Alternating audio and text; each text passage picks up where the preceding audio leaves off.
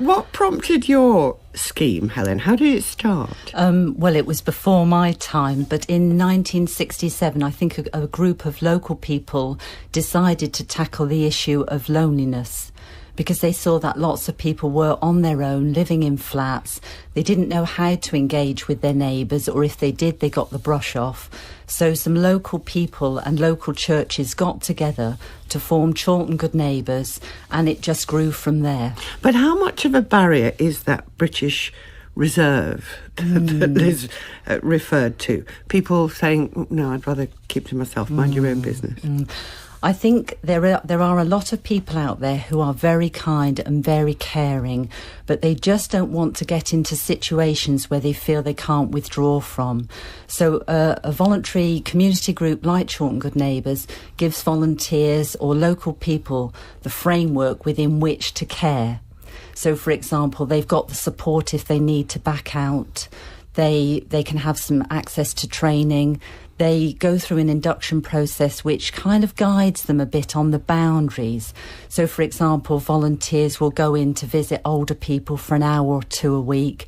They might take them to GP appointments, but they know that they can be kind and they can do their bit and they can develop that relationship, but that it's with a neighbour a couple of streets away instead of immediately next door. You seem, Helen, to be heading for bad weather. It was very unpleasant when I was coming down through the hills very early this morning.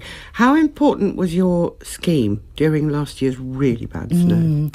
I mean, at first I thought, oh gosh, we're going to have loads of calls asking for help. But what really surprised me was that we rang over 200 people to check how they were.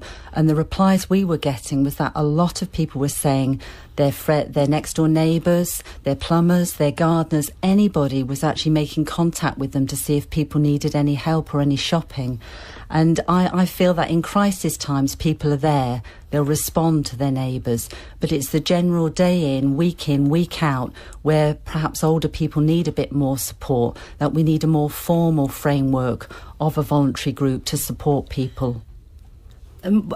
From your scheme, Helen, that some people who have just met as a result of the scheme have just become good friends and good neighbours.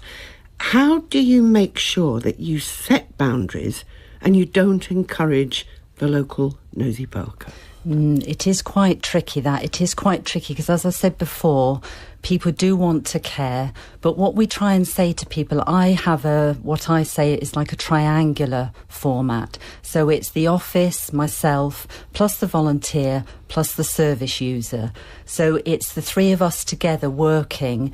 The volunteer have boundaries, so that we might say to them, please just stick initially to visiting for an hour or two a week. Don't give the people your phone number. Just come back to us and report how you're going on. And it does actually seem to be highly effective. And even for the older people that we're supporting, they just value that intensive time once or twice a week and can come on to me whenever they need. And Hibberd, thank you both very much indeed.